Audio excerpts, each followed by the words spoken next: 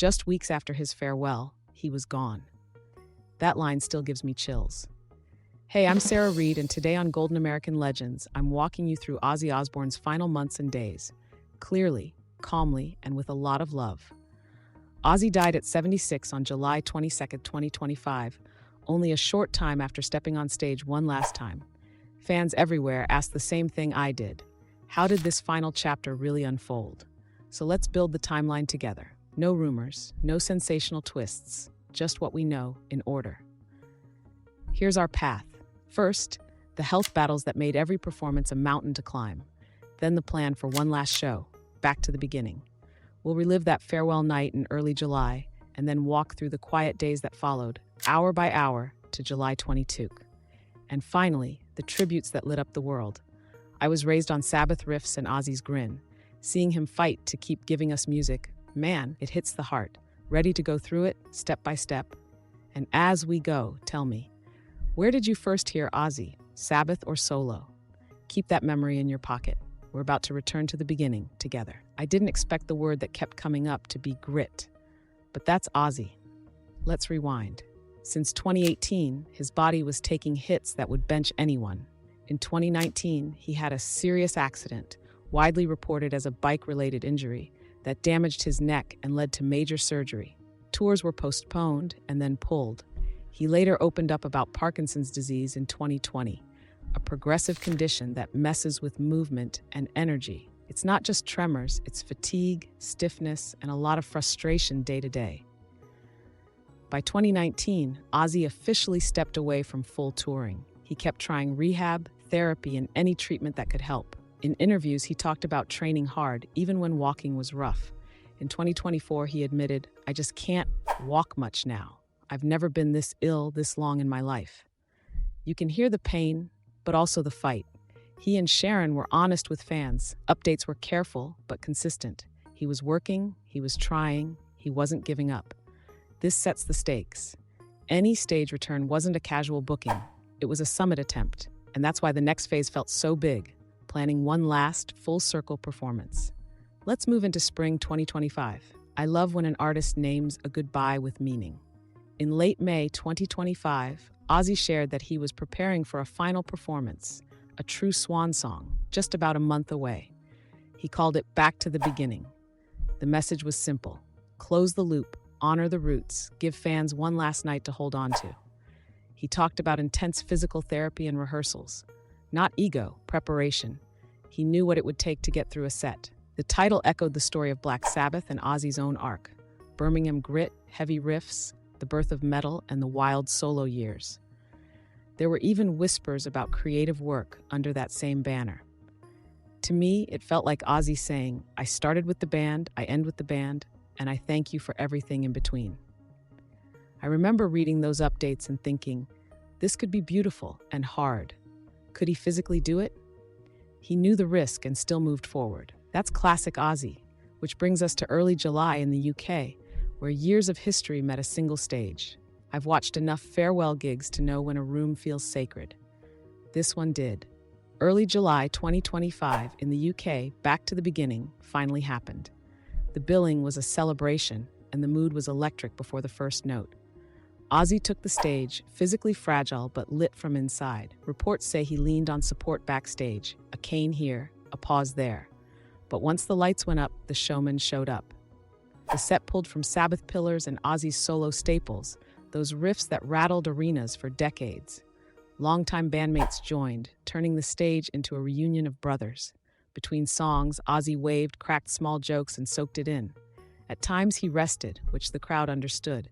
The ovations felt like waves, some for the music, some for the moment. People described it as emotional and triumphant, like everyone in the room knew this might be the last time, and chose joy anyway. As a historian and a fan, I love that duality. Mortal limits, immortal songs. He finished that night with gratitude on his face. Final bow, lights down, and then quiet. Let's step into those final weeks, gently. After the high comes the hush. In the weeks after the show, Ozzy returned home in England. No big public appearances, no surprise press moments, just family, rest, and the private rhythm of daily care. That's the part we don't often see with legends, the quiet. Friends later shared he was surrounded by loved ones and medical support. For someone who lived loud, this chapter was soft by design. What strikes me most is how ordinary those days sound. Mornings with check-ins, therapy when possible, short walks if he felt up to it, and time with Sharon and the kids. Fans kept posting clips from the concert, holding on, sending strength, and the family kept things private, respectfully so. This is where timelines matter. We don't fill the blanks with noise. We let the calm be the calm, because the next date on the line changes everything. July 22nd, 2025. Let's walk through that day with care and clarity. July 22nd, 2025. Home in England. The family later shared only essentials, and we honor that. What we do know, Ozzy became critically ill that day. Loved ones and medical professionals were with him. Medics fought hard. Reports described prolonged efforts to stabilize him. By that evening, the world learned he had died at 76. No specific cause of death was given right away, just confirmation and a request for privacy. I remember seeing the alerts stack on my phone. My first thought wasn't headlines. It was that last bow in July and the way he looked out over the crowd. He gave us what he could, until he couldn't. For a man who spent half a century roaring into microphones, his exit felt peaceful, almost whispered. What matters for our timeline is this: farewell show in early July, quiet days at home, a sudden turn on July 22, family at his side. That's the arc. And then, like a spark catching dry leaves, the tributes began to spread across the globe. I can't really find the words. Tony Iommi said it best. The surviving members of Black Sabbath called Ozzy their brother and told us there won't be another like him. Overnight, musicians from Elton John to Questlove to Rod Stewart shared memories and gratitude. Media outlets rolled decades of footage. The Bat Myth, the Ozfest years, the TV laughs, and those Sabbath riffs that started whole careers. Fans turned the internet into a candlelight vigil. #RI Ozzy trended, with photos from old tours and cracked ticket stubs held up to phone cameras. In Birmingham, the city opened a public book of condolence. Notes poured in. Thank you for the soundtrack. Thank you for the courage. Thank you for the fun. That's the legacy in real time. Millions of lives touched by one voice. Here's my take. Ozzy wasn't just the Prince of Darkness. He was proof that vulnerability and power can live in the same song. He battled, he joked, he sang, he showed up. The timeline ends, but the music doesn't. Stick with me for a closing thought and share your favorite Ozzy moment in the comments. Was it a song, a line, a laugh? So that's the timeline. Clean and human. Health battles since 2018, a promise to try one last time. Back to the beginning in early July 2025. Quiet days at home, July 22nd, then a chorus of goodbyes that sounded like love.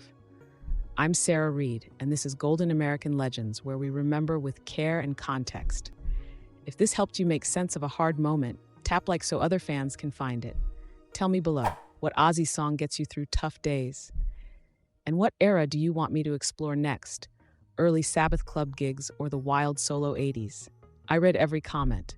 Subscribe so you don't miss our next deep dive. We've got more legends to honor, more stories to set straight. Thank you for being here, and thank you, Ozzy, for the music, the grit, and the roar. In the end, he stepped off stage one last time, leaving a legacy as unforgettable as his voice. Thanks for watching.